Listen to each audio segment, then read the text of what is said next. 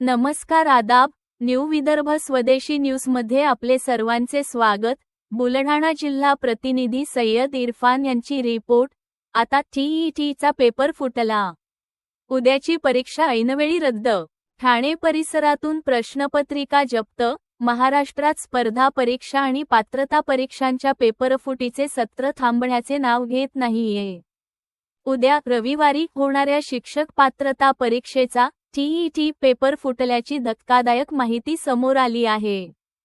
Paper leak झाल्याचे उघडकीस आल्यानंतर शिक्षण विभागाने तातडीने पावले उचलत उद्या होणारी ही परीक्षा स्थगित करण्याचा मोठा निर्णय घेतला आहे।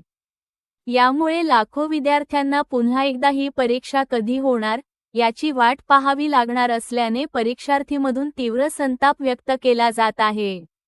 मिळालेल्या माहितीनुसार उद्या होणाऱ्या या अत्यंत महत्त्वाच्या परीक्षेच्या आधीच ठाणे होती काही टोळ्या पैसे घेऊन परिसरामध्ये पेपर फुटल्याची खात्रीशीर माहिती पोलिसांना त्यांच्या सूत्रांकडून मिळाली। विद्यार्थ्यांपर्यंत हा पेपर पोहोचवत असल्याचा सुगावा पोलिसांना लागला होता।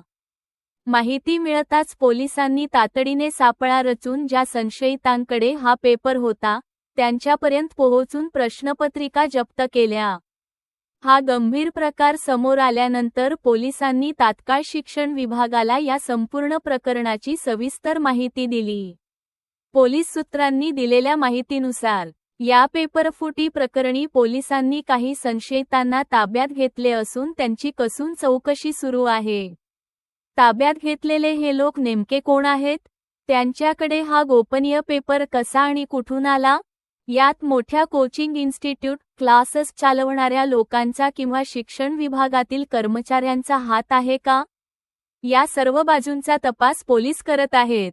सध्या त्यांची नावे गुप्त ठेवण्यात आली असून सखोल चौकशीनंतर या रॅकेटचा मुख्य सूत्रधार समोर येईल असा विश्वास पोलिसांनी व्यक्त केला आहे।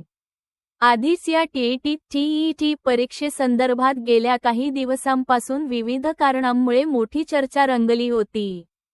काही दिवसांपूर्वी झालेल्या गोंधळामुळे ही परीक्षा आधीच वादाच्या आणि चर्चेच्या केंद्रस्थानी होती। अशातच आता थेट पेपर लीक झाल्याने शिक्षण विभागाने ही परीक्षा तात्काळ स्थगित करण्याचा निर्णय घेतला आहे। शिक्षण विभागाकडून काही वेळातच या संदर्भातील अधिकृत प्रेस नोट आणि सूचना जारी केली जाणार आहे। तसेच या संपूर्ण प्रकरणाची सखोल चौकशी करण्याचे आदेशही शिक्षण मंत्रालयाने दिले आहेत।